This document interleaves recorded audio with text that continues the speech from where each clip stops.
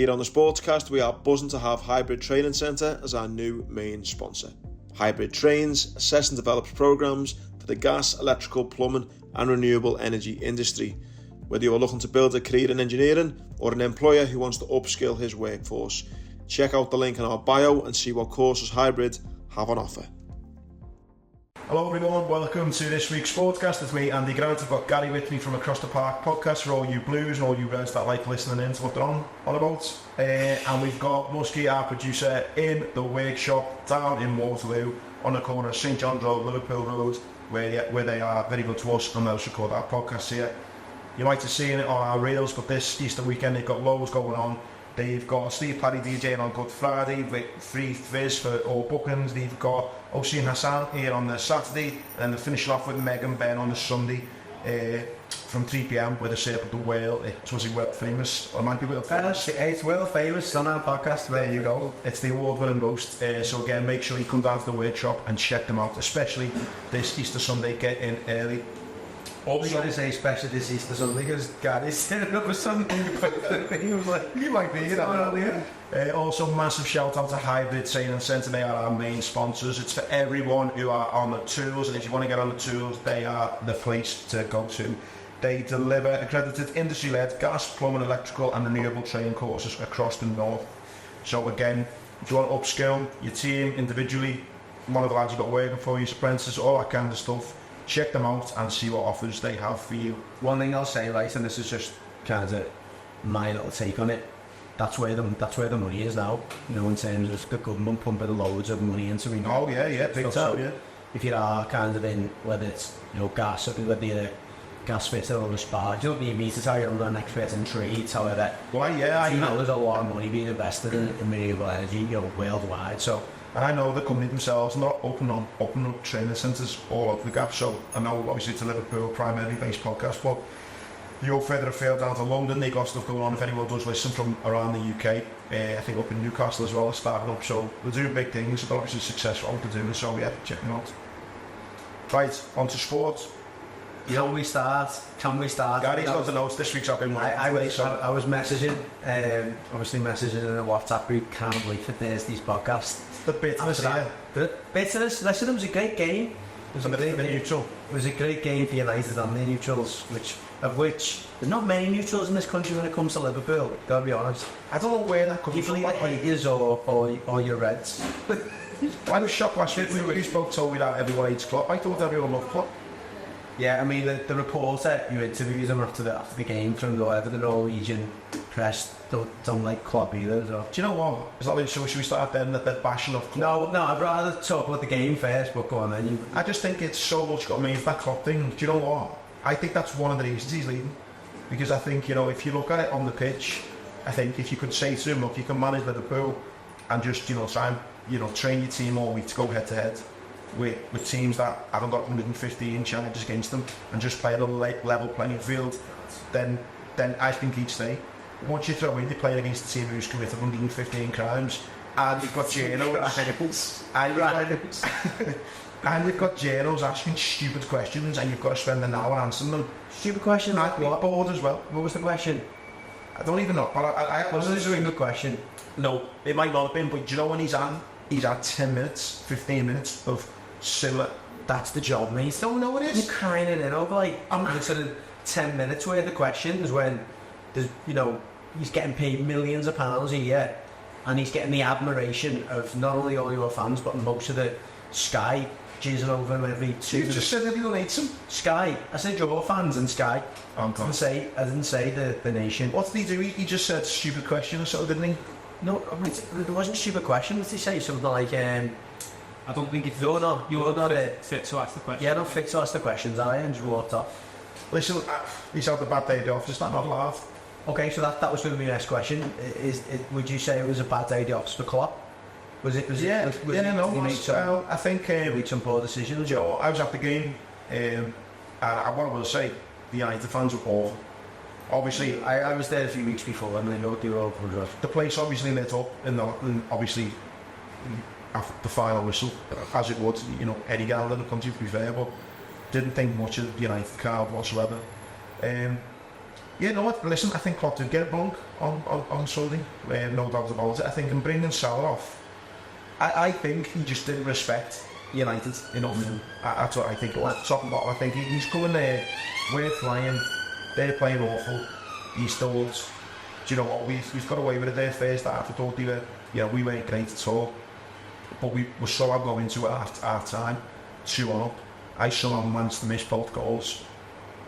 42-minute penalty. Have another pint, I was going to say. I go with 42 minutes. Yeah, to be fair, I missed both goals, so anyway, that was fun. And then second half. You didn't see Bullen go. No, you didn't see you score Bullen go. I saw the score the extra time, but oh yeah, everybody scored. So the second half, absolutely battered them. Yeah. And I think Klopp just went on about 67 minutes. I think he brought Salah off his thought. Yeah, and I think it was. I thought it was a poor to bring Salah off. And me personally, he's all for it. Do you know what? There's not many players in the squad at the moment. Keita was up there for one. I couldn't stand. There's not many players who I'm in this squad at the moment where I'm a bit unsure of. Gakpo's well on for me. The measure of, I'm not saying this is a cross section of all Liverpool fans, for heaven's sake. To many who've had that many good words to say about him, I put it in our mates WhatsApp group, and I'm sure there's loads of Reds and Blues in there, and I just said, you need to get Ryan Babel to take that Gakpo mask off, and everyone went, that's harsh on Ryan Babel. Yeah. He's just like Des, do you know what I mean? No, he's because he's Dutch and he's that type of He came on and just seemed lethargic from, but that's that. It seemed like he being the one that played 60-70 minutes. He can't play as a number 9 because he's not a Jota, and he can't link the play up because he's not a Firmino. For as long as he's here, he's going to be what he has been this season, which is the lad who fits in when you're actually a bit like. And you know what though, which is a little bit. Unfair because you're never going to get that form, then you're never. Well, I was going to say, I was knocking him, and then I seen a stat saying how many other fifth place strikers get you at least 10 goals a season. Well, yeah, I can't argue with that. That was going to be my point. I'll be honest, when he came to you, I thought that's a good signing, but you look at, he's a young lad, and wherever he's been at this age, or not mid, but where he's played so far, even for the national team, being the main man, it's hard going from being the main man to be in that 5th place striker, and knowing that your manager is back here. One of few players, probably the manager hasn't completely got behind him because he's only really plays when other people would be. And I just think it's our style as well. Listen, when they're fit, you're not getting on that attacking right because Mo's there. You're not getting on the attacking left where Diaz is there, and you're arguably not getting ahead of Nunes and Jota. So, that's just one of those things, and that's just tough on him. But yeah. I think that size was like 6'4". I don't think he's physical enough on the pitch. It doesn't oppose himself nowhere near enough. He's not a natural finisher like Jota. He hasn't got the pace of Salah.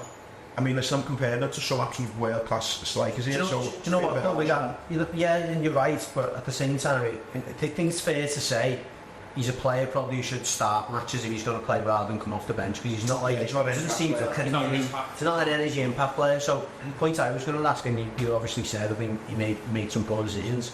Why, after trusting the youngsters to come on in that Carabao Cup final and obviously doing so well, and some of them obviously starts the game, do you then revert to bringing Gakpo's on instead of Tan? Do you know what I mean? When he's done so well. I think a few weeks earlier, with his energy and his. I was surprised he never bought Gravenberch on. To be honest, I was surprised he never. He's on the bench, I'm surprised he never bolstered up the midfield a little bit more. But no, it was just a strange one for substitutions. But I don't think you can take it away. We should have just killed that game off. We had more than enough chances to kill the game off. I don't think we were clinical enough in front of goal. Neither did others.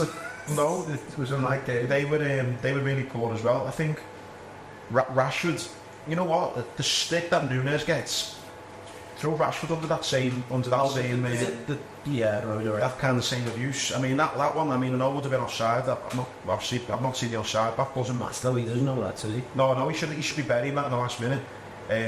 I think so you could argue both teams missed chances, but from a fan point of view, I was there.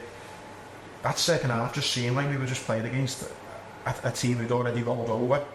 But when it's 2-1, there was ravers around me like, we need to kill this game off because it's 1 goal in it, it's extra time.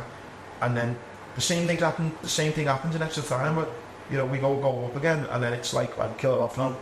And do you know what? I didn't understand as well. And again, hindsight's a little thing, but I'm thinking, we get that corner in the like 119th minute, and I said to the lad next to me, Andy, I says, how funny would it be getting in within here like this place is gone? Oh, when you've got that corner and I'm sitting around and I'm sitting next to Jeremy like, hang on, these are going to do it again, you know? Well, do it again. But that's how I felt, but then, obviously, we conceded the goal, and then all I thought was, why did we commit so many men forward? But if you look at the breakdown of the goal down, they had every man back though. They didn't leave any more. We still had 3 men to our But that's what you used to do though, isn't it? It was just that 2 of our lads went for the same ball. Elliot tried to get it on a half bounce and missed it. Then they're attacking us and we've got to turn ourselves back round. Then they're like fighting forward. It's only 2-on-1 still. They still had quite a bit to do. I don't reckon it's because we pushed their ball forward. No, we've been they had everyone back. Listen, again, I come back to the respect thing. If you're playing against... We play Man City. If you're playing Man City, if you're playing Arsenal, right, we'd say, hold on, pens. But I think whether it was come from the bench or whether the players, we were thinking, this isn't the ideal mode. Like, these are captains. It's not though, is it? It's not. And I think we've just not shown them enough respect, and we've been punished for it. And it's one of the rare times as a fan on the top you'd go, and this team, to be fair, that you've got lines to disappoint me a little bit there. I think that the pass that Nunes made for one of their goals shows a bit of that. Yeah. Like, it's a bit of a lazy, and I'm just going to try and feed it through 2 of them. You can just go back to Nunes then. Yeah, he could have gone back to left back, and just poor game management, absolutely gutted, and as you can imagine, being stuck in the ground for like, 40 minutes or whatever, was not the most enjoyable experience. So, just a proper deflated weekend. We'd had a boss week at Cheltenham, just on the half marathon. Went to Old Trafford, was thinking back into town Paddy's Day, and then I ended up just getting a Nando's in Media City and then driving home. Sounds better, to be honest. That's what your body needs, I think, after that. But in Surrey, gutted. Yeah, gutted. I wouldn't have minded them. And you know what? You say, on the way over there, speaking to the lads, I reckon we'll get concert, you know. Said it was due an easy semi-final. There was no doubts whatsoever. You were getting Coventry. We've always had semis though, and stuff. Last couple of years, we had City in the semi. No doubt in my mind, you were getting Coventry. So I just a bit more gutted that United got them. There's money not a sign. Should go. It was gutted because we should have beat them. But, I wouldn't have believed you if you said you were gutted.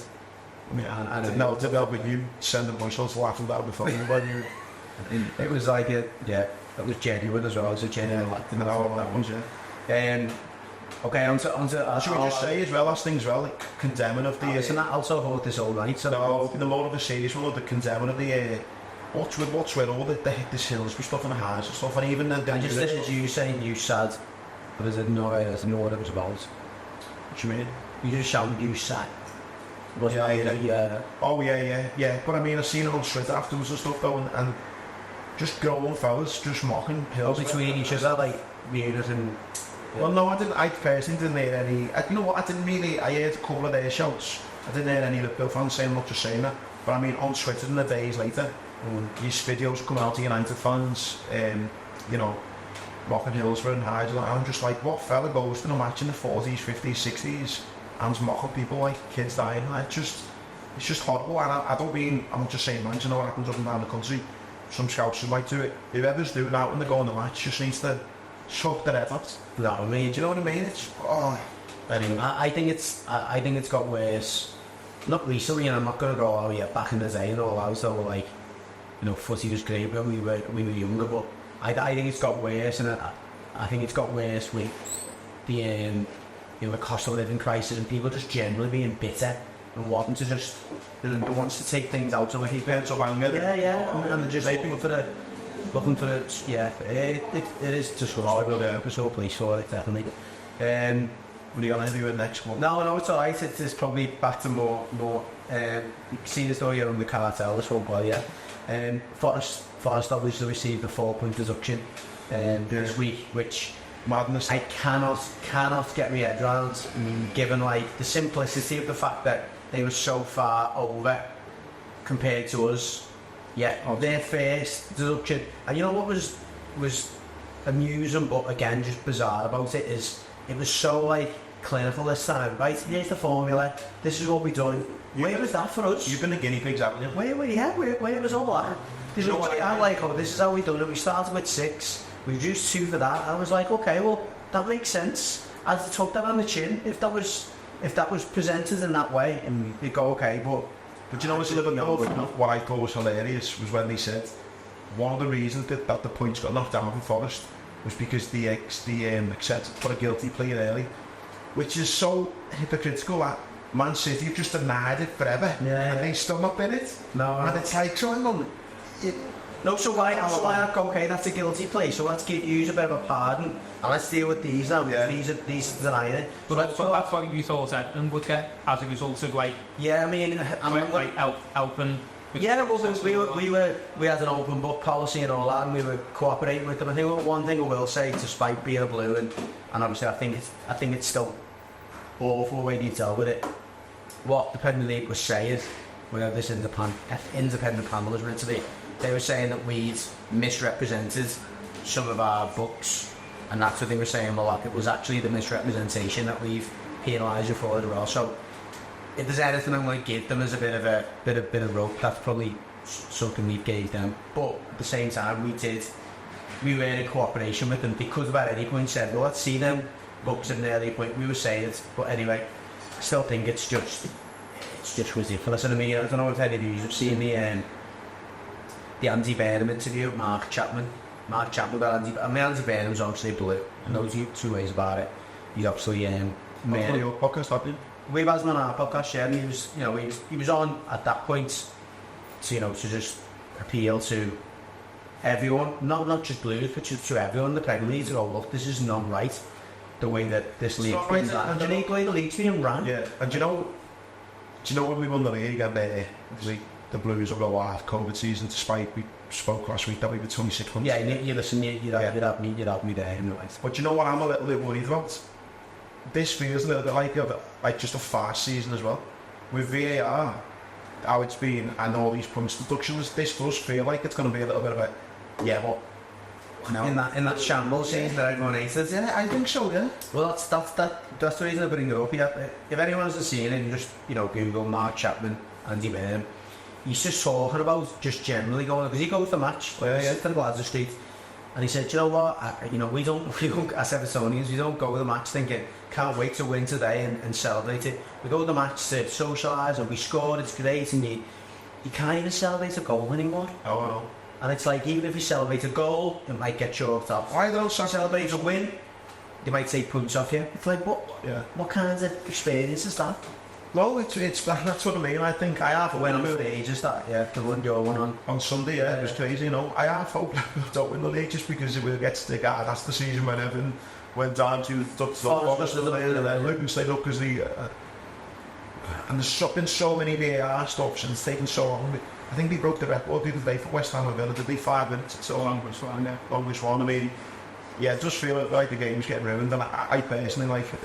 As much as it, I wouldn't lose any sleep over Everton going down. It is awful how this whole points deduction thing. I mean, obviously, you're still waiting to find out what's going to happen with news, but how you can look at Everton get 10, Forest get 4, and it just. But they're even saying now, obviously, after they gave the Forest thing, is that there's the appeal process, and it could be settled after the last game of the season. Oh yeah, that's all we're going to. It'll be the middle of the Euros. What kind of, Jesus Christ, and all they keep coming back to is. Your only job is to go in the league and make sure there's a league table that's representative of, the results and blah blah blah. Just do that. Well, I almost think as well. I think this sends out a message to other clubs, like, and maybe the other clubs in better financial conditions. Here we are with this. You've got City, right, who've broke 115 mils and have been just left for a moment. They're just like, you just crack on, keep doing what you're doing. Fine. You got the lesser clubs like Everton and Forest do down the other end of the table. Broke rules, but again, look at very different circumstances. Who've been smacked right.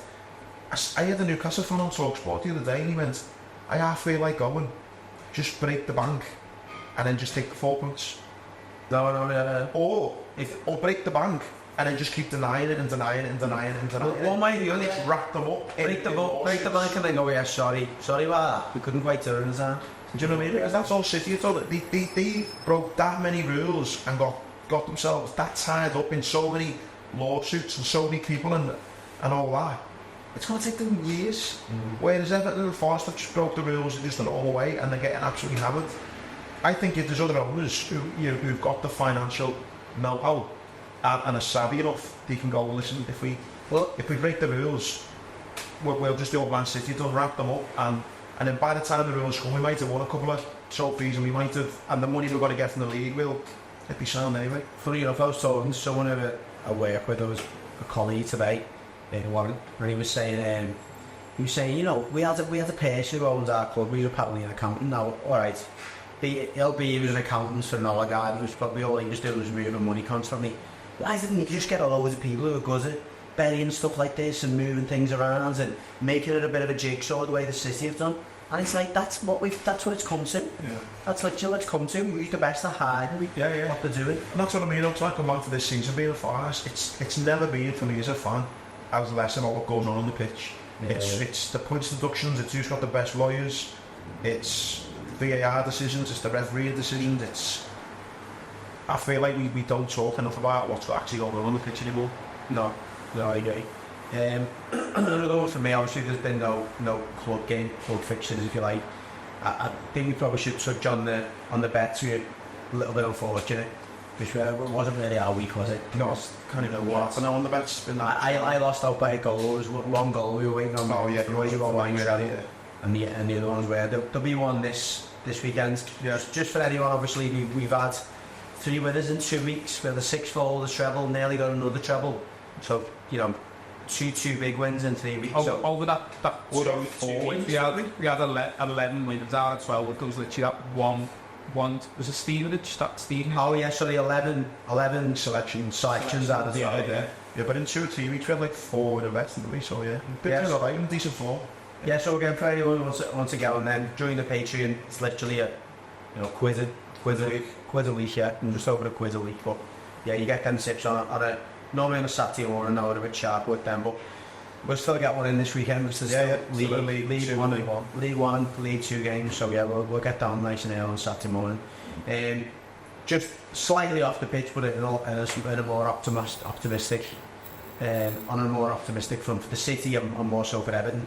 Everton's on like the tour of the stadium for the journalists, most of the national journalists, or most media outlets are a representative at the stadium, and it was just great for me to see. And again, I know we talk about rivalries and all that. It's an unbelievable stadium, and it was great to see the reports. And I'll be honest with you, I love coming up by Sam Dillard. He comes down, looks brilliant. Yeah, he comes down the hill.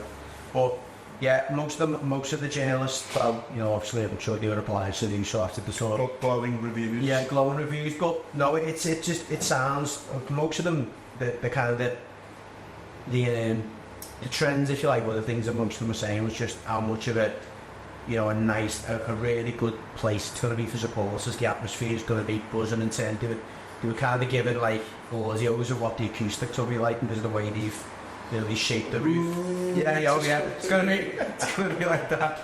The funny thing was though, was that there's been a few jokes going around that there's next door to the stadium there's like a plant, isn't it? Like I know it's a recycling plant or whatever it is, but there's quite a strong smell of shit. Yeah. So there were a lot of the journalists were putting in their articles to say that they talked about they were actually going to put out this scent of like fresh grass and sea salt or something. You had feel you're on the Mersey. Yeah. I don't know where this is going to come from or where you're going to do that. I don't know how they do it, but it was like down there, but just to get this again, just to give these feelings of nostalgia of fresh grass and by the might go there about the area exactly. But jokes aside, we'll be corporate facilities look amazing. And I was saying to Andy before we started, there's a section just behind the dugouts which is apparently going to be the most expensive as you'd imagine to sit in from a corporate perspective, and they've got these leather chairs, if you like, that spin around. There's a screen that comes out in front of you that's got all the stats and little bits that you can flick through. Someone says you see, but they're not going to sell these as season tickets. They're going to be at a price where fans can afford, buy it for the dad or whatever for the bird, which is a nice little touch. Yeah.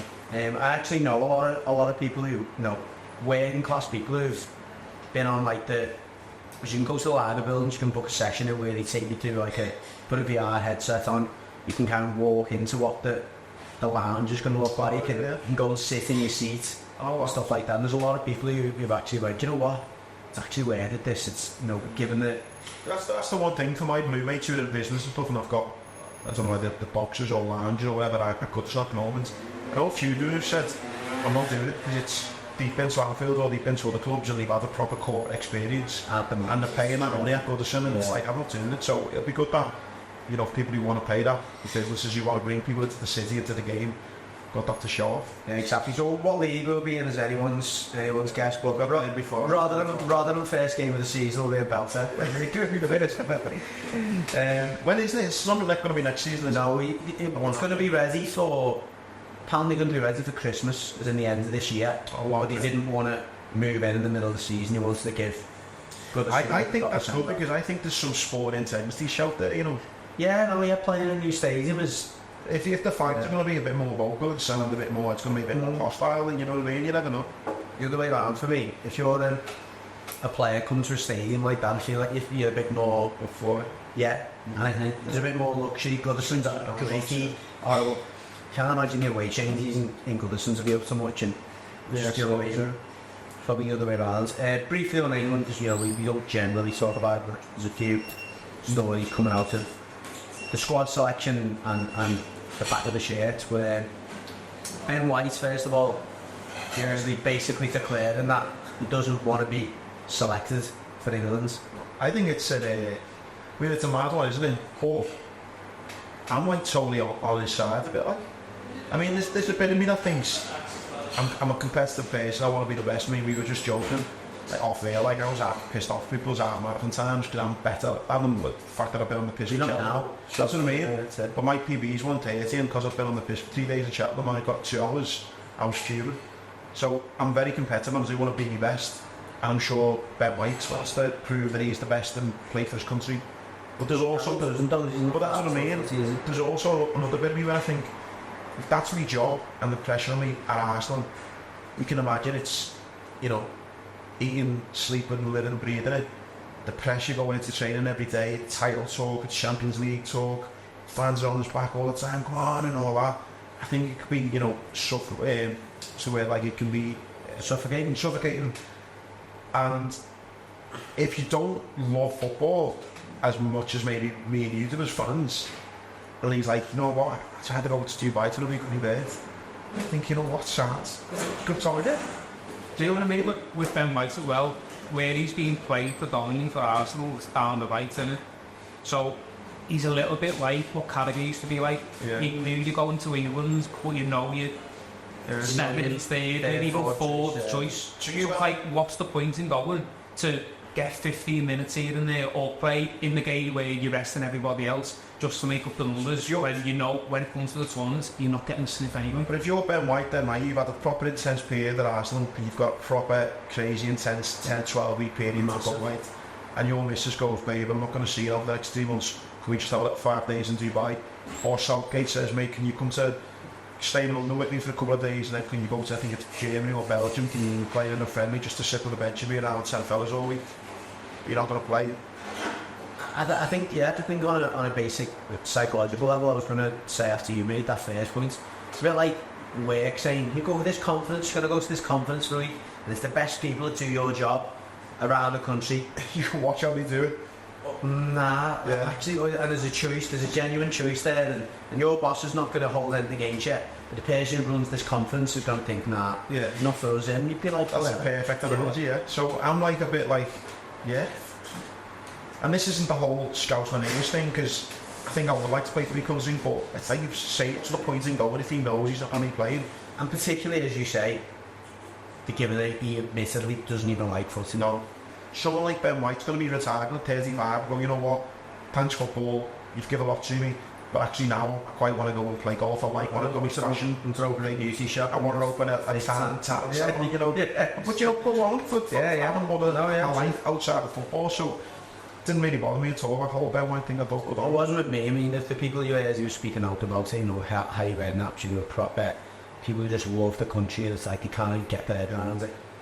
Well, yeah, and that brings me on to the next point on the whole kit thing. Listen, and you know what? This might rub some scouts up the wrong way. The whole Scouts and English thing, and believe me, I've sung the whole Scouts and English thing before. However, I'm proud to be English, do you know what I mean? And I am proud to be English, and do you know what? You represented your country in the country. Yeah, and you know what? I say to anyone, if there's that much bitching, and if England is so shit, and it's like, you know, for like inequality and, you know, grieving and this and that, Believe them. why is there so many people coming and so Believe them, yeah. And so people bitching about England, how shit it is. Listen, we've been to some shit all around the world, and it's not too bad. So I'm proud to be English, and I'm, you know, and I have represented my country in the military. What I've been a bit, I wouldn't say it's offended me, it's not ruined my day, but Michael brought this kit out and he just changed our flag. That must have been, but the things you can say, Nike, the FA. Well, the FA and Nike have come together for this new design, which is to give a shout out to the heroes of the past with a modern twist. And this whole idea, anyone's not seen it, it's a flag that's got a bit of pink in, a bit of blue in, a bit of purple, and it looks like a cross still, but it's just not a white flag with a red thing. And it's this whole idea of what some idiots have maybe used the St George's cross for, you know, in other ways, and they're trying to come away from that. But what pissed me off today was I seen one statement and it said it's to try and inspire us and unite. What do you think the St George's cross did hundreds of years ago? It inspired people and united people, do you know what I mean? And I think, well, it's obviously about money, isn't it? You know, England shirts, one of the most best-selling international football shirts, and Nike have tried to... They're going for 130.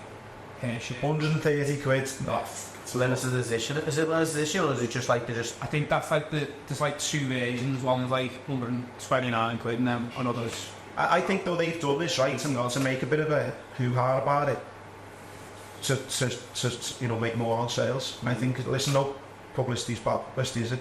I think they've done this knowing it'll piss people off, knowing you'll get people ringing it out. I'm proud to be English, I'm not buying that shirt, you know, well, I think people are going to go, oh, what's that What shirt? is it? Oh, why? Everyone, we've probably... And then you'll get loads of woke people who will go, oh, that's good, that represents, you know, me. And you will. And I'm not one of these, you know, wokey lefties, and I'm not one of these, obviously, far right. I'm just a normal fella that can kind of see a little bit of everything type thing, and I'm just like, we're proud to be English. We're proud to be Liverpool. Fall for my country, don't go changing our flag. Because you know what, you're not going to get any other team at the European Championships who've got a black flag on the top. No, exactly. Do you know what I mean? No.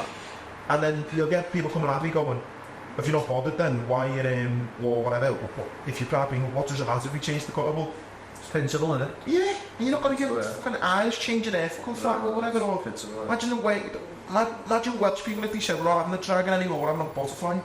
Yeah. Anyway, pissed me off more than I thought it was. Yeah, clearly. Just Can you tell there's not much footy on this week? No, exactly. Yeah, we're not going on to another very mad, just a mad one, but I think it's quite bizarre. But not that bizarre. It's just mad that this is an actual stat, and it probably is the case with maybe a Man United or something. I wouldn't know. So for the first time in, I think it's 30 years, might be 20, but I'm sure it's more than 20 years. There's no Ajax players in the top squad, which is obviously just as much a reflection of how poor Ajax are at the moment. But we got one name on squad, so that's alright. He won't go with the Euros though. I don't know. He definitely will. No, he won't. He definitely will. Why do I know? Why would you select him in the squad then? I just think our midfield's stacked at the minute. Yeah, so why is he in the squad then? I just think he won't go. This is the Perfect time to not play. These 2 fixtures, the perfect time for South Bank to go. Do you know what? Let's see what else. I gave it a go. I went over and watched it. I literally went to see it in person. To support you more. But no, he hasn't. And then if I can play in these 2 games, you can go get What's the point? I've kept to me ways. I brought you in, give it a go. Why not? But you know, we're going to go for younger, fresh up. And by the way, England was... I definitely think he's there to be a senior head. The way that Beckham went to one of the tournaments when he was never getting the game, he's just a senior head. Don't forget though, Kane's out of the squad, so that's going to be your senior guy. Listen, he might go, but I wouldn't say. I don't think really many people would. I think but Southgate's probably one of the only people in the country that will. It wouldn't be the first time, and you listen to the overlap quite a lot, and you just stick to football, and you hear the Solskjaer one, where they were all talking about players that, talking about it's difficult being a sub. You sometimes get players that disrupt, but as a manager, you have or as a manager, you generally value players who can be on the bench and not cause a problem. And sometimes it's easier to put those players on the bench because you think, he's not going to cause a problem. Yeah. He's one of them, is he? And that's half the problem. Malleable. Yeah, exactly. He'll be there, and whatever you want him to do. It's almost like having a little bit of a bonus coach, isn't it? There, and that's the okay. Then let me ask you this: this new young lad's for United, Manu, is it? Kobe Manu, yeah. Him or Endo? Endo for use? Were you saying Endo? Sorry. For England, if you're Southgate and you've got to pick between them two. Oh, Kobe Manu all day. There you go.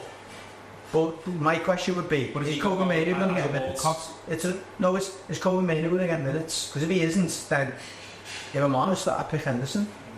And look, I'm not that drunk. I hate Henderson. I hate Henderson as a person. I hate him as a player. No, I do. He's just alright. I just never met him. I hate him, sorry. Okay. I hate him as a player. I just hate the way he carries himself. He's just annoying. Just dead annoying. Really annoying. And you know what? I'd hate him if he plays with him, because he's just like a little grass, isn't he? Just a proper, he is. Just like a proper... Please define that. Grass. Henderson is a grass when you play footy. Because he just be like that, gaffer. Going to the manager all the time, just in his ear. Just horrible. In training, going over to him, like, letting the manager know that someone's not putting the effort in training. Just like a Phil, you know what? I'm going to say, I'm a blue, like a Phil Neville probably for Everton, just a little... Good swap. On the Peter Couch podcast, they called it something about these. It's the Charlie Adams one. Pass. Yeah. It was that. Surely Charlie, I couldn't think of anyone who... It was like a teacher's fella goes to the manager and it's like, hey... Charlie Adams, one of them. I'm sure it was him, wasn't it? Not Liverpool. Can't remember who it was, but that's no, I can't remember Charlie. I'm sure it was, Yeah. But anyway, I don't think he'll like the score, but on the last thing in England, I think they are absolutely walking. We've said that a few times, so obviously we can reel laugh. I'll luxury value in England bet at the moment. It's about 120 quid, Jill. Is it? So far, yeah. By the way, I always believe that Andy has got that good a memory to be putting £5 a day on. No, I don't do a £5 a day, but every time I have a little win, I'll throw like a little 10 or 20 quid, and I've got a while 6 betting slips. About 130 quid. Jinx on you, everyone will be here. We're going to get 4 to 0 for them. It's bad, that. Just briefly on tennis, obviously we always talk about him. It's his final year, if you like. Obviously, it seems like he's going to finish on Wimbledon. Big win for Andy Murray the other day. It was yesterday, actually. Did you see what he done after it? Well, he said there's a life in the old dog, yeah. He had a pen and he marked it. Did he have it right on? Yeah. And he marked it and see actually. Yeah, he's wrote it on camera, yeah. Listen. You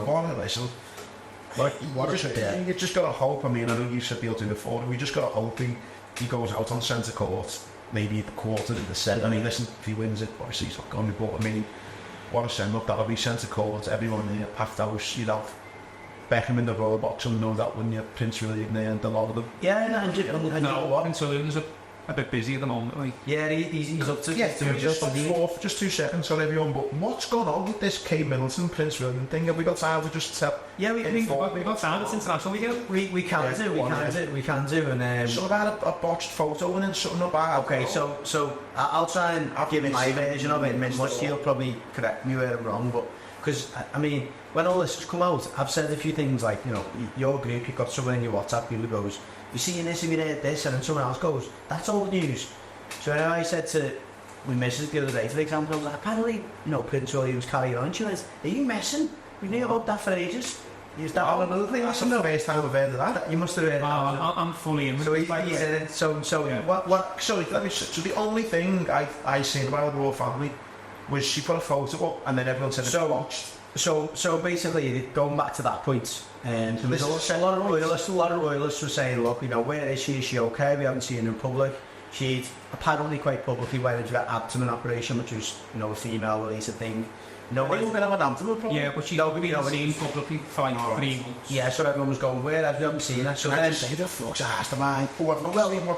Some people clearly are. So they responded to it. They sent this picture out, and it was clearly a picture that had been edited.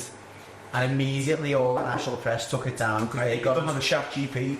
Do me a picture of fucking Prince. Well, this one of them. So everyone was like, what are they going to say now? How are they going to react to it? This is it. They're exposed. But all the conspiracy theorists come out. Kate comes out and says, no, it's, you know, I'm an amateur. Yeah, and it's talking with your hobby, blah, blah. That happens. And then it obviously starts rambling. There was a picture. There was a pal of the air in public. Didn't even look like it. Yeah, they went to farmers market, but there was like them two, but they had no security, no nothing. And also anyone who like gens up, my wife's into fashion, she was like, she would not wear that. That's not her kind of style. Wow, man, looks not like it. So then one of our mates, who's the least likely person, I'll say it's Phil, right? He honestly is the least likely person to be in charge. Phil? Yeah. Puts all these things up saying, have you seen this? Have you seen that? He's one of those people like you who goes down a rabbit hole. Oh yeah. And he was like, I found this bar, so he became our royal correspondent. So I was like, read about this to your wife, and she was like, that's like old news. But apparently, again, just to fill you in, maybe some of the people who know been up to it. Apparently, he was carrying on with Kate's best mate. Oh wow. And he's got her up the duff. No. And that's obviously sent in, and again, that rumours. That's why she's not been out in public. Well, that's not official, far from it. So it's a trade Blake. No, that's a real house. Yeah. So they're the rumours that I've heard. So what you saw come out latest? What's the latest? I mean, the Thursday night sit there. What's the latest? The latest was that picture that was fuzzy. Yeah, fuzzy picture that them in there. But again, like if they're about. There's more than one person on a grainy phone who you know where they are. Yeah. Fuck hell. Like your paparazzi are going to be there. I got a selfie doing the half marathon. Someone's defo got a fucking photo of you then. Yeah. The country's not that big, is it? And do you know what this reminds me of? Those people who were down at Aston by the Royals. Do you remember when she died, the Queen, and those people leaving it? So they can just stop there. They do it on you. Remember when she died, the Queen? No. And I'm not smiling at dying bit, but this bit makes me smile. Like, people were leaving marmalade sandwiches. That was just, honestly, that just broke me, that, you know. I don't remember that. No, because she went to Paddington Bear. Oh, okay. In memory, people were leaving. People were taking there and they're leaving flowers and marmalade sandwiches. And that's the point where you just think, I live on planet fucking crazy. Well, it's the broke too. But I made a little joke on my Instagram that people found quite funny. And it was, but people, there would have been a situation where people are walking. That was probably one of the most amusing times to follow on social media. Because my head just fell off. People were just there. People were walking past homeless people with sandwiches to leave. Yeah, I was going to say memorial in mourning for the Queen. Oh, fucking thing. I will look into that when I get in. Since there's no footy this weekend, what's the kid? I'm after you watched the Dart, see you. It wasn't Dart, yeah, and then I'm trying to watch Soccer Bar. Kate's Prince William shagging Kate special weight. Yeah. Well, I mean, that might sound fire, the video. You might find another website if you start searching for that, like, probably won't be about Kate. I'm sure he's been a good boy. I'm sure he has, yeah. So, boxing, I said to Muskie before, there was something, I'm not sure if I mentioned it, and we just breezed past it, but Dillian Whyte made his return last weekend, and won by knockout. Actually, on that, just come back on set. Did you see relinking Kate and William with Dillian? No, we linking Dillian Whyte. You mentioned drug jarring. Yeah. So there was a tennis player we mentioned last week. Was it Sabalenka? Thing was banned. It was banned. Wasn't Sabalenka's had a pop then at. So let's go back. Literally, there was a tennis player who got banned, and then it got rescinded. Yeah. And anyway, she was playing again, and I'm sure it was Sabalenka had a little pop about it though, and was like, she said something about cheating, and then she's come back and said, "Oh no, Howard, yeah, it was Simona Howard." So anyway, he had a pop. So Simona Howard had a ban, like she said, "Look, you didn't cheat, you can go back to playing." And I'm sure it was Sabalenka had a little, you know, snide remark at it, little dig, and she's come out and said, "Look, after we banned, they said it was 70 time. It got rescinded. I never done it. I'm not a cheat." And it was like, it was the first time something like someone's actually that's bad one. Yeah. How can that happen? Yeah. And I'd be interested when that happens. Then what are you going to say now? Yeah, I mean, just because obviously Dillian Whyte, it hasn't really. It's been a bit of a weird one because he did get banned and he was stopped from fighting for a period of time. Then it was deemed that it was adverse findings and he's just back in there. But I just feel like it's just been really brushed under the rug. And when I say brushed under the rug, I don't mean like brushed under the rug of like, okay, he did cheat, but let's just pretend he didn't. I didn't even know he was fighting like they said this weekend. Yeah, that's what I mean. I feel a bit Well, the one being televised. Yeah, I just feel a bit uncomfortable. The fact it wasn't televised, the fact that no one's made a song and dance about. Think about what they done with Conor Ben. Oh yeah, overturns. It was all like years. Eddie was like, I was on the phone to Cara. I was like, and they actually had the phone calls, and of them telling them. It was like, that's just mad. I don't really know what to take that. I don't know whether that's the fact that he's now a bit washed up because he's had a few defeats. No one really cares about him, and that's the way boxing is. And then once you've had a few defeats and you're not the main man anymore. Do you know what I think it is as well? It's not making any money, it's all about it. And it's like, well, no one's making any money, what's the point? It's all about it. Whereas there's clearly a lot of money to be made still with Conor Ben. Yeah, it's just, and that's what I mean, and that's a sad thing. If his verdict and the circumstances behind his Bambi overturns is exactly the same as Conor Ben's, that's just wrong. Yeah. In the sense, in terms of how staunchly his promoters defended it versus Dillian Whyte. Because I mean, before that ban happened, before he got that ban, just from a boxing point of view, I was a big fan of Dillian Whyte, and take any fight was given to him. I was really shocked because I was like, just doesn't seem in his nature. Do you know what I mean? Not that I know him personally, but he's been banned a few times, though, and then he's been caught a few times. Dillian had been caught a few times? Yeah. Has he? Yeah, sure he has. News to me. But yeah, anyway, I just thought it was we came back last week. No, it's been a bit sus, yeah. I just thought, one way or the other, it's either sus that it's been overturned and no one's talking about it. Maybe it's been like, well, let's just not talk about it because it was suspect, or whether, anyway, it's just. How did he get under? Was it not how to? Well, why not? How didn't he? Was he? Was going with 45th rounds? Yeah, it was 45th rounds. It means that not a massively impressive opponent, but he's back in the ring and he's fighting. Interesting to see what his next step is. But now the likes of you've got a few of the heavyweights in that top 10 now who are kind of on the back of defeats. He might creep his way back in and see what happens next. Not a great deal in boxing this weekend in terms of fights. We've got Campbell Hatton, he's out. I was just saying to you, or we were all talking about it before, he's fighting for the Central Area title, is it, this weekend? 14 fights in, he's 23. I mean, for one,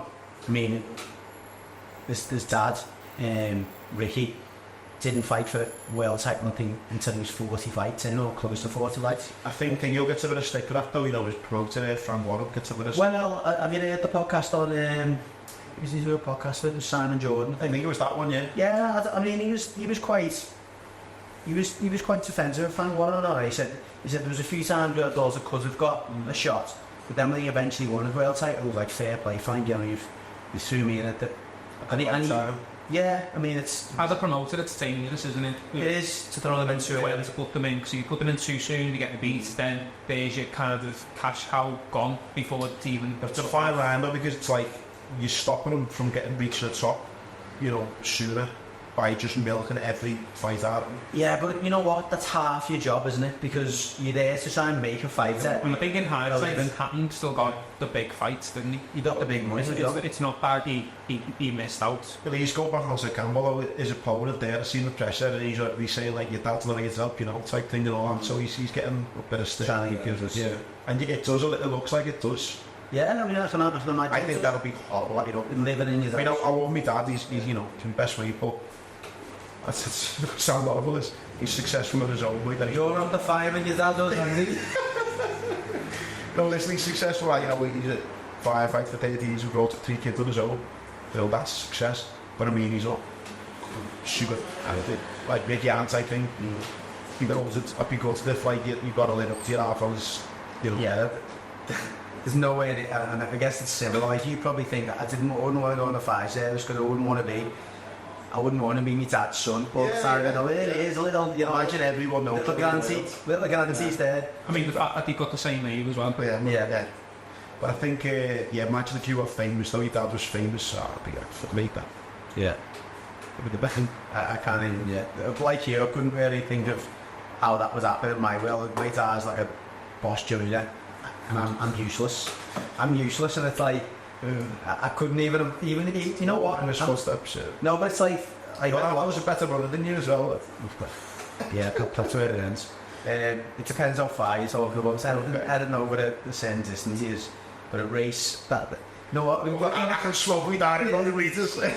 No, but yeah, anyway. What was I talking about then? Seeing me off now. Saturday, Campbell Hatton.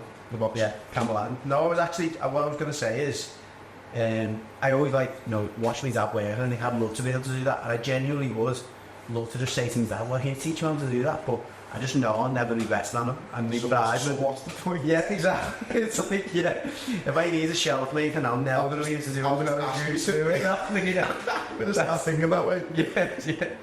Yeah. No, what else? You said Dalton Smith's playing this weekend as well. I'm not even sure who he's fighting when he gets it. Jose Sabetta, just for a vacant title here. It's down on the same bill, is it? Yeah. I will.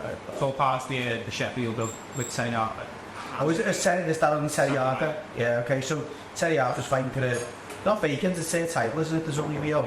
Yeah, so a good domestic fight actually in the women. And you know what? I've said it a few times on this podcast. At this moment in time, you're watching boxing, it's hard to beat it, a good women's fight, you know? Because it's 2 rounds, and particularly if you get 2 fairly well-matched fighters, brilliant to watch. Yeah, I don't think there's enough. You can't really manage a fight as much, can you, in the Super? What's that? I've always got to go for it. I've got to go for it, yeah. And I know Tasha Jonas has been one of the people who's been fighting for 3 rounds, yeah. For women, but for me, from an entertainment point of view, it's brilliant to watch, because they're actually going for it from the one belt to the next. Just always skip past it. Don't start with UFC. Have you seen Conor McGregor in the years all week just filling up out of feeds because he's in the Roadhouse, which thing comes out today or the last time you listen to this. He's just someone that I just think, don't get me wrong, some of the things he's done are, bellend things to do, but I can kind of put love in him. I just think he's someone who's just come in, absolutely smashed it into the game, rolled off into the sunset, and just doing what I think most people would like to do if they were in his position. He's making movies now, apparently he's the highest paid. Well, that's what Katz is saying. He said, I was the highest paid UFC fighter, highest paid boxer on my debut, highest paid comic book star on my debut. Yeah. And he's done alright at it as well. Well, yeah, just as a fan. Let's be honest, he's an actor anyway, isn't he? Yeah. Day to day, just acts, doesn't he? So, yeah, no matter. And you know what, as well? Let's take good after another shower here. That's good though. Do you know what I'm going to say too? No, he's acting. He's been very, very clever though. I remember, do you know Muhammad Ali's, his fame and stuff of being a poet, having these great one-liners and all this. There was someone who was writing his lines for him. Ali, you do know that? He had a guy with him who was writing the lines and saying words at work and stuff. So, he's very articulate and Hanbali, and he had his own, personality, but it was helped in a way, do you know what I mean? And I think McGregor's, done a thing. He could have been sitting around, before he's got these amazing lines that are on YouTube now, in your fight to me, it's a red panty night and all. Oh yeah, he's not just yeah, so I think when you look at it from a home, again, he's script very plenty, he's worked, he knows what he's wanted to do and stuff, and I just think there's a bit of me that thinks you're a bit of a bellend, but I think there's a bigger part of me that thinks fair play to you. Just briefly on golf, John Rahn, it's the Masters that's coming up soon, isn't it? Yeah. I'll have to partially apologise for bringing this up, but I heard it on the news briefly. Apparently when you win the Masters, right, when you come back to the Masters, you choose the 3-course meal that all the players have. Yeah. He was talking in the news about that. I think it's boss, that, it was a boss idea, that, But he was also saying, since joining the Live, you just gutted out some of the competitions that are just PGA down the Live can't play. Some of his crowns, he can't defend it. And it was good because it was the first time that any of the Live golfers have come up and went, actually, now I think about it, so I've trapped that. Now the money's sunk in and I've got used to the money. Yeah. It's actually back to the sport that I love. And there's some titles now that I can't compete for, even though I was the Just a stupid analogy I've just thought in the top of my head, like most of the things, probably just stupid and not even thought of, but imagine you just have a boss team, a footy team, and you don't run the coach every week, boss. Then you've got a boss who comes after man bought a Ferrari, right? It'll be boss for a month. And then as you're driving a Ferrari, you meet on the coach, you'd be like, boss, we don't coach parts, wouldn't it? Yeah. Do you know what I mean? It's probably a little bit like that. Yeah. Amazing that not that money we've been given, but the whole golf etiquette, the whole golf, what was the foundations for years and years, it's just all been up to the money. It has. I know we spoke about some of the positives that the money and the Saudis have brought to it, but it has lost some of its, like, you know, rawness, hasn't it? Yeah. And I guess same with the players as well. And do you know the Saudi thing in general? Do you know what I think's sad about society? And I've only started thinking this as got a, you know, a daughter who's getting older, and I just think of the impact it has on society with social media. Joe, when we grew up, people of the same age, if you like, I wants to be footballer to score the winning goal. Do you know what I mean? At Champions League football. I wants to be there throughout the fans. Yeah, I think it'll final. I wants to be able to wind my car window down and sign autographs. I was there practicing the autographs in school. Like, that's what I kind of wanted. Whereas now I think kids must just look at go, if I can become a social influencer, I can do Saudi. If I can make off, I can look to Saudi. Everton's money, isn't it? Now what I think sports become a little bit like, I've just picked up McGregor. Well, McGregor's made it that if I can do McGregor, I make loads of money. There's so many sort of money you make with it. Yeah, you know what I mean? It's all money now, which there's nothing to wear, but rather than, you know, I'll say that the whole money it allows you to do nice things, but it does me a little noisy sometimes. Yeah, we're there. F1, I mean, this is more your back in mind, but it's been eventful still. Obviously, the Cristiano Ronaldo situation is still dragging on. I don't think you heard this, but I heard that Max Verstappen was considering, you know, quitting and joining McLaren if the situation was resolved. Yeah, to add on, I've just looked a bit of that, and I think it was a bit of core on the bluff. I think yeah. But yeah, interesting. Nobody's not there, is he, this weekend? They're not there in Australia, and he's not there, the dad. So they put on a brave face in front of the Australian public and all that. That's interesting. The Christian Horner, don't know how it's probably not a pleasant place to be at the moment, Red Bull, but the woman who the accuser has appealed against Red Bull's verdict. So again, that's showing no signs in going away. I know this is a bit of a legal / HR, but it's not legal because it's not in the court or anything. Why is she still the accuser? We know her name, or is that just... No, it's just Rowan Kester. She's always on the Live podcast, some bird from Red Bull. Some bird from Red Bull. Got a picture. Some poor woman who's on paid leave because Horner's been giving her the worst sex and the worst horn messages. Yeah. I know. How funny is the name Horner when he's the least horniest bloke ever? I've been not horny at all and said better sex than that. Yeah. Probably said better sex like that to you, I'd get a pissed. Yeah. You know. And the other last story in F1, which actually involves Lewis Hamilton, is so when he wins his first F1 back in, I think it's 2008. Is it 2008? Anyway, it is, I think, well, don't know if it is. It's when, yeah, it is, 2008. Lewis Hamilton wins. I don't know if anyone can remember, got that many, about 16 years ago though. Felipe Massa is now suing for up to 150 million in an effort to overturn that 2008 title. Wow. So he ends up losing out the F1 title by a point. But if you remember it, and I remember it at the time, I'll just read it back to you. It was known as Crashgate, and it's when they basically told someone to crash on the last lap, so that, you know, they had to kind of be started and all that, and the positions kind of all got held. I don't know if you heard of it. No, I don't want. Like Verstappen and Hamilton. So basically, so it was the same season as Crashgate, which allegedly saw Renault secretly ordered Nelson Piquet Jr. to crash during the Singapore Grand Prix, which helped teammate Fernando Alonso to win the race at Massa's expense. So if he'd won that, he would have won the F1. So, I mean, he's got a case.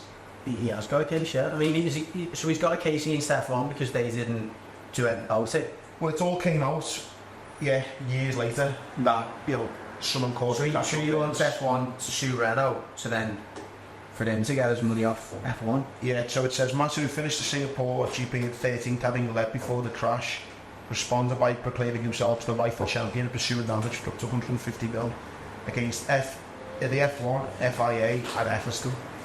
No. I mean, good luck getting that, like.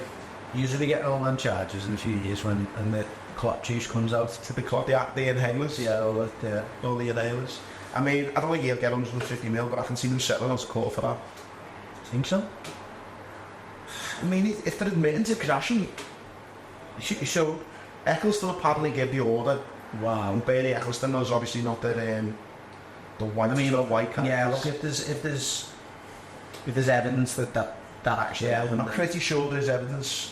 the only thing I'd say, if it's made the press, it's maybe not as tight a case as you'd want it to be. Is, like, do you know what I mean?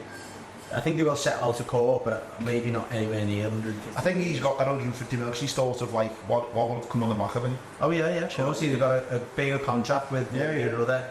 Even stuff outside there, on and all. You know, you've got money to sell for made and stuff and all that. Anyone who's won an F1 Cyprus, there's much struggling there, I mean.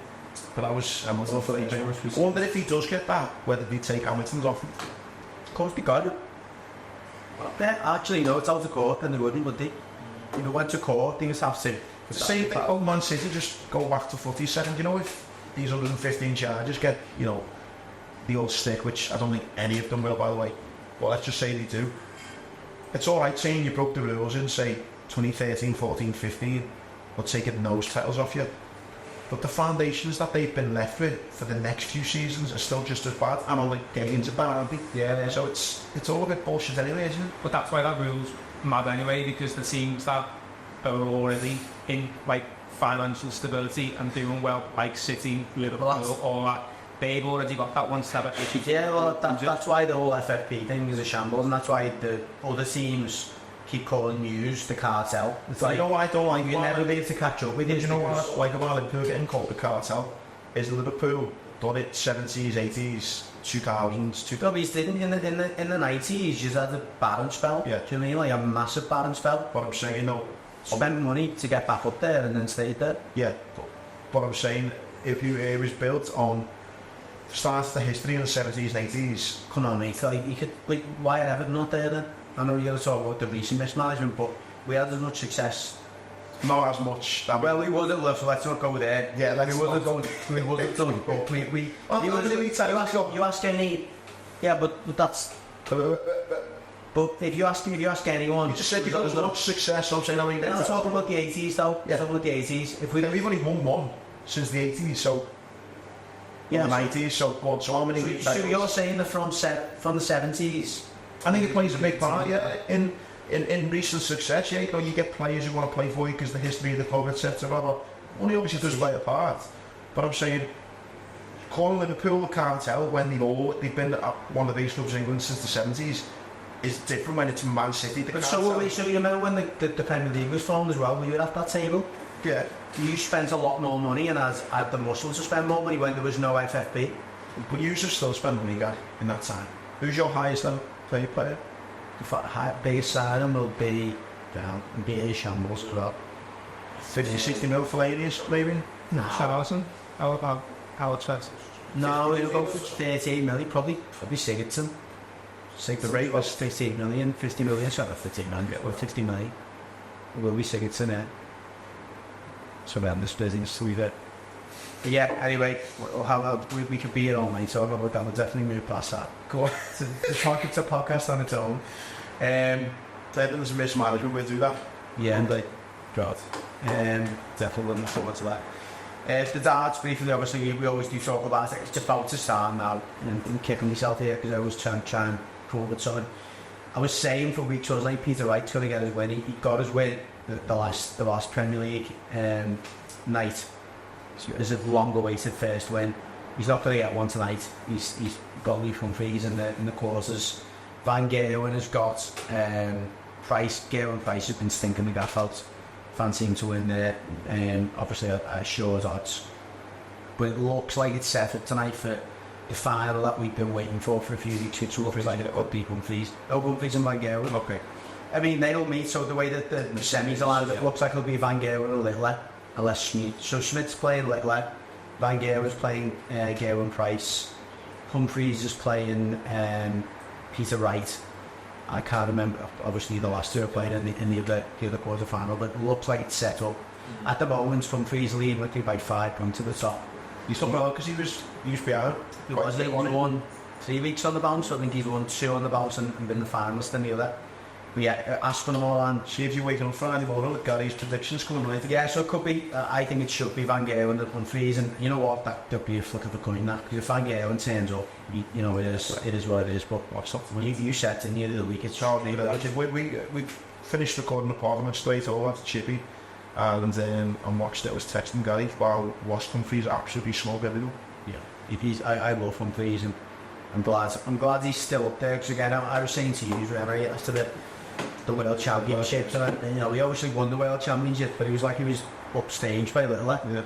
Yeah. You know, I think it's good to see that the likes of Van Gaal and Humphreys are still, at the moment, still levels ahead a little bit. Not that I don't want him to do well, I just think that's just Well, yeah, the way it should be. Just as you a bit of a, not an amusing one, you know, we always talk on the show about how certain sports are having to be rebranded, redesigned, you know, new versions of it to just try and help them keep up. T10 is the new thing now for cricket. It's got T20, which was a boss when it first come out. So now it's a T10, which is 10 overs, which is 60 balls. It's nothing in cricket. Considering you've got, you know, 10 batsmen, you can come in and bat and 60 balls. But Scotland are going to be the first, you know, it's going to be the first country in Europe to have a T10. You said in years bouncing. Yeah, I would little read up on it. It looks like Abu Dhabi and India have already got like their own versions of it, which doesn't surprise you, like sport. But there's going to be 6 teams in Scotland competing there, 34 games in 2 weeks, which is class. And I mean, I was saying to you before, I've never really been up to Scotland, you know, like proper Scotland, the Highlands and all that, but that was class. And, do you know, I was out, my point wasn't the reason I mentioned it, how much lower are they going to go? Like T10 is 60 balls, are they going to go to 1 just think how are they going to get the weather for it? It's awful. Yeah, it's a good shot. I mean, the thing is, though, 60 balls, it only needs what? Just needs half an hour. half an hour. Half an hour, yeah. Go, let's do it. So it's only half an hour for each innings, isn't it? But yeah, but that was an interesting one that I'll keep an eye on that in the summer. Last of all, I mean, it's not an amazingly exciting way of finishing the pod. Ireland ended up winning the Six Nations. England had the chance to finish second, but lost to France in the end, which I think the Irish were quite amused about because we'd beat them the week before to stop them winning what's called the Grand Slam or whatever. That's the Six Nations over with. And on that as well, though, we finished as well on the Cheltenham. Ireland actually dominated Cheltenham as well. Not as much as... Well, no, not as much as they thought. The sort. But yeah. They had all, you know, what you'd expect. El Fabiola was the one that led a lot of people down, the accumulators and doubles and trebles and stuff like that. Let's finish on Cheltenham, yeah, because it was a great time. We said good couple of days on it. Yeah, we said a couple of weeks ago when we recorded a proper show, and it's just one of them places you put it out to. But really quite a funny story though. Andy had sort of discredit too. We sorted all months in advance, WhatsApp groups, constant reminders of what's going on. The night before we were going, the time we were going to leave got moved forward because everyone realised what was actually happening. But we turns up in the minibus. Can I just say Jamie Neal, this is funny, yeah, but go on. No, I was going to say the night before I'm texting with Gary and Jamie Neal saying, lads, what suit do you think you go for? I had the kind of classic Cheltenham I'm denying this kind of look, or I had a cream jacket. And then two replies said, lad, go for that. You don't feel yourself, you don't go for it, wear the cream jacket. No. So I my said, first mention just that's a Cheltenham suit, wear that one. Then Jamie said, you know what, lad, go for it, lad, wear the cream one. And then you went, yeah, go on, man. Yeah, I did. So I wore the cream one. So just before that, we're turning up in the minibus and we were quite late, given that we were like in a bit of a hospitality bit. So we get to the bit that was a bit ideal to turn in, and it was like coned off. So Jamie and him stood this on the front to like sort this lad's over easy in his suit, and he goes, "Excuse me, love, I'm a jockey," and she goes, "Fuck off." You're fucking down there. Yeah.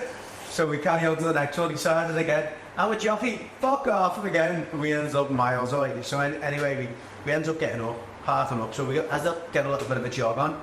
And I need the toilet. And he goes, I need the toilet as well. So I started running towards the Portaloo, still in the car park. And next one I just heard, ah! I mean, I wasn't that bad. The lads were shouting, yeah. Turned round and yeah. I just tipped up like proper in like a presser position, shite all over my cream jacket, my pants, my shirt, and I walked into the races with me jacket over my arm, and same time I had to roll my sleeves up and spend 10 minutes wiping shit off my pants. So I walked into Cheltenham as if I was walking on bland. It was... No, he walked into Cheltenham looking like he'd just come out of sixth form. When about 10 minutes before, he looked proper sharp with his cream down. You just feel... Side. And just went from that to like a white shirt, all his jacket over, no tie. But damn sure went a little bit better for him, didn't he? Yeah, it was, well, right. I had a couple of winners with a few quid. It was a brilliant day all around. I didn't stop him off for 3 days. It was good company, good laugh. Yeah, I loved it. And you had a few decent tips, obviously.